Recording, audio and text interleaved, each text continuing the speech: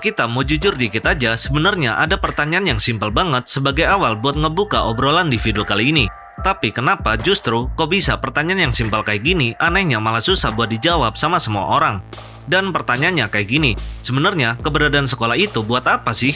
Nah, simpel banget kan sebenarnya? Ya kalau jawaban dari banyak orang, mereka akan beranggapan kalau keberadaan sekolah itu buat bikin hidup kita bisa jadi lebih baik. Oh ya, selain buat bikin hidup kita bisa jadi lebih baik lagi, keberadaan sekolah itu katanya buat bikin hidup kita bisa keluar dari kemiskinan, atau juga katanya buat bikin kita nantinya bisa jadi orang. Gokil kan? Jadi orang nggak tuh?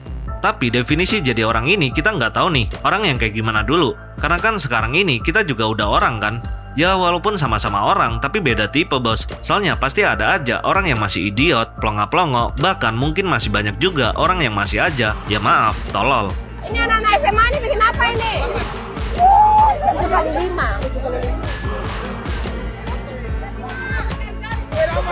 Ini bagaimana ini anak SMA 7 kali 2 tak tahu, 7 kali 3 tak tahu, 7 kali apa tak tahu. Setiap hari bikin apa di sekolah? Pacaran. Lalu yang sana nggak pintar, SMA nggak usah dapat. Sumatera Utara ibu kotanya? Riau. Kok dia? Maluku bukan? Tolong kaki saya sakit. Sumatera Utara. Sumatera Utara. Horas. Oh, Minang. Ah? Minang. La ilaha illallah. Kok Minang, Bang? Nah makanya di sini coba deh kita pikir pelan-pelan. Kalau emang tujuan sekolah itu adalah jalan emas buat meraih masa depan, kenapa justru masih ada jutaan banyak orang yang lulus sekolah di setiap tahunnya, mereka malah tetap kebingungan atau tetap nggak bisa maju? Terus kenapa orang yang punya gelar tinggi tapi rasa percaya diri mereka justru malah makin tipis? Dan juga yang kayak gini, kenapa orang yang punya ijazah banyak tapi nggak ada yang namanya itu dari mereka kemampuan buat berpikir kritis? Ya bisa dibilang jarang lah, bener nggak? Dan karena itulah di sini masalah itu udah mulai kelihatan, dimana dari kecil kita selalu dikasih satu cerita yang kedengarannya manis banget. Ceritanya kira-kira kayak gini. Nah, mulai sekarang kamu harus rajin belajar ya. Kalau kamu rajin belajar, kamu bisa dapat nilai bagus. Kalau nilainya bagus, kamu bisa masuk sekolah favorit, terus kamu bisa lanjut kuliah, habis itu bisa langsung dapat kerjaan, dan hidupmu nanti bakalan mapan. Nah, cerita yang kayak gitu emang sengaja disusun rapi biar terkesan masuk akal dan enak didengar di telinga kita. Tapi kenyataannya, hidup nggak sesimpel itu bos. Dan pastinya ketika kita udah tahu soal kehidupan yang sebenarnya, semua yang disebutin itu tadi bisa dibilang cuma omong kosong.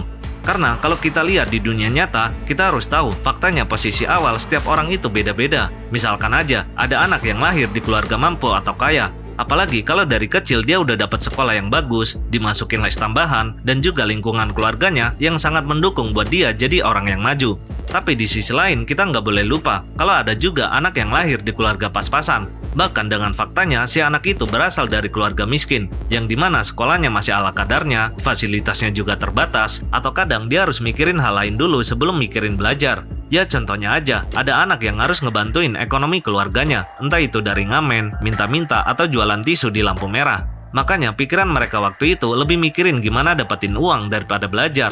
Dan sekali lagi, ini fakta di lapangan. Oh ya, masalahnya nggak cuma di situ aja. Karena ketika di ruang kelas, rasa penasaran yang sebenarnya itu alami banget buat anak kecil, justru pelan-pelan malah dilarang.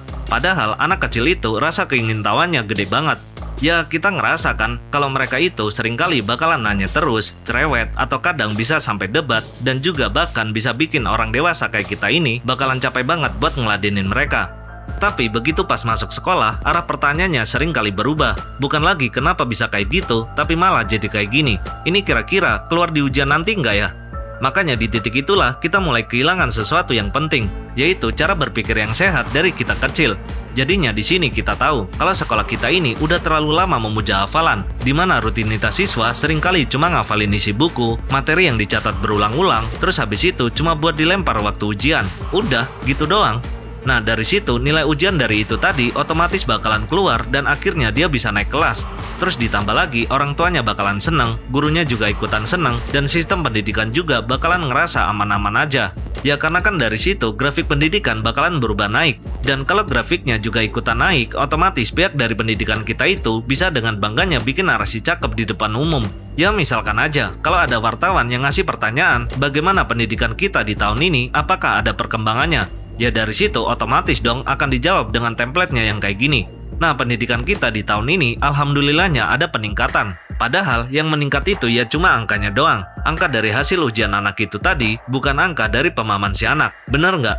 Ya karena cobalah kita pikir, sebenarnya apa sih yang mereka pahami selama di sekolah? Tapi selain menghafal ya, karena banyak kok berserakan di mana-mana. Ketika ada siswa yang katanya tahu Pancasila, hafal sila-silanya, tapi giliran ditanya apa makna dari sila ketiga, jawabannya cuma ngasih senyuman doang. Gila kan? Dan kalau udah kayak gitu, ya akhirnya yang tercipta cuma didikan kayak mesin fotokopi doang. Yaitu sama semua dan nggak ada bedanya. Nah, di segmen ini sekarang kita bakalan masuk ke sesuatu yang lebih dalam lagi, yaitu data. Karena kritik tanpa data itu cuma emosi, dan emosi tanpa fakta itu juga gampang banget buat dibilang lebay. Makanya sekarang coba deh kita lihat, apa sih yang bisa ditonjolkan dari kemampuan siswa di negara kita ini dibandingkan sama siswa di tingkatan global. Ya kita tahulah, data dari OECD ini udah ngasih fakta yang paling pahit, yang dimana peringkat Indonesia khususnya buat pengetahuan, membaca dan matematika masih terus konsisten berada di peringkat bawah rata-rata. Dan jujur aja, kalau otak kita sehat, pastinya kita bakalan malu banget ngeliat data itu. Soalnya ya bukan cuma sekali atau 2 kali aja ya, tapi tiap tahunnya itu loh, kayak nggak ada peningkatan sama sekali wajah pendidikan kita ini. Dan karena ya polanya juga selalu berulang, dimana banyak dari siswa kita yang bisa baca tulis atau bisa baca buku, tapi justru seringkali malah kesulitan buat paham apa isinya. Belum lagi ketika ada anak yang rutin ngerjain soal ujian, tapi ternyata masih bingung kalau soalnya sengaja kita ubah dikit aja. Makanya di situ sebenarnya masalahnya bukan cuma di hafalan, tapi juga ada di kemampuan berpikir mereka. Dan di titik ini kita harus jujur, selama ini kita masih selalu bangga sama angka kelulusan yang katanya udah mencapai target, atau juga kita masih aja bangga kalau semua siswanya bisa lulus ujian dan bisa naik kelas. Karena ya kalau dilihat emang kelihatan bagus kan, tapi apakah kelulusan itu mencerminkan kompetensi dari si anak tersebut atau cuma bagian dari standar yang sengaja dibuat biar nggak bikin gaduh antara sekolah sama orang tua murid? Ya istilahnya di sini itu biar orang tuanya nggak juga ribut soal anaknya yang lulus atau enggaknya. Karena kan pastinya orang tua nggak bakalan terima kalau anaknya sampai nggak lulus atau nggak naik kelas. Makanya apa mungkin karena alasan ini sistemnya jadi lebih ngutamain orang tua daripada kualitas si anak itu sendiri. Tapi justru bukannya malah aneh ya, dan logikanya di mana coba? Kalau anak dilulusin semua, tapi nyatanya kemampuan mereka aja masih lemah, ya ngapain dilulusin dong? Dan ini juga bisa ngasih bukti bahwa sistem yang idiot kayak gini emang lebih nyaman buat ngejagain wajah pendidikan kita yang kelihatan bagus daripada benerin kualitas di dalamnya. Selain itu, masalah berikutnya ada di kurikulum. Kita tahu kok, setiap ganti menteri hampir dipastikan selalu ada perubahan. Namanya bisa beda, formatnya bisa beda, pendekatannya juga bisa beda. Tapi budaya belajarnya ya tetap sama aja, di mana hafalan tetap jadi yang paling utama dan ujian tetap dijadikan sebagai pusat akhir belajar. Ya kalau kayak gitu, apanya coba yang dibilang perubahan? Karena kalau cuma ganti sampulnya doang, tapi cara berpikirnya aja masih sama, ya ngapain bos? Dan di sisi lain, kita juga harus tahu kalau dunia ini bakalan jalan terus, di mana dunia kerja bakalan berubah cepat, teknologi makin berkembang, dan kebutuhan industri juga makin spesifik. Tapi kok bisa dari semuanya itu, kenapa banyak lulusan yang malah ngerasa gagap? Dan itu juga bukan karena mereka malas ya, tapi karena mereka nggak terbiasa nyelesain masalah yang nggak punya satu jawaban benar. Soalnya mereka cuma terbiasa nyari kunci jawaban, bukan merumuskan solusi. Makanya ini yang kemudian muncul sebagai masalah di data pengangguran terdidik kita, di mana orang udah kuliah, udah punya gelar banyak, tapi kok bisa masih kesulitan buat masuk ke dunia kerja. Apalagi ditambah dengan faktanya bahwa anggaran pendidikan di Indonesia ini punya dana pendidikan 20% dari APBN, dan ini angkanya besar loh. Nah, tapi sekarang pertanyaannya bukan lagi soal jumlah uangnya, tapi soal efektivitas. Ya sebenarnya uang sebanyak itu tuh ngalirnya kemana coba? Apakah beneran buat ngasih dampak ke peningkatan kualitas belajar, atau justru malah lebih terserap di belanja-belanja yang gak jelas? Jadi coba dong transparan. Dan ini bukan tuduhan lo ya, tapi ngajak buat mikir bareng-bareng. Karena kalau anggarannya udah gede tapi dampaknya gak ada sama sekali, ya berarti ada yang salah di dalamnya.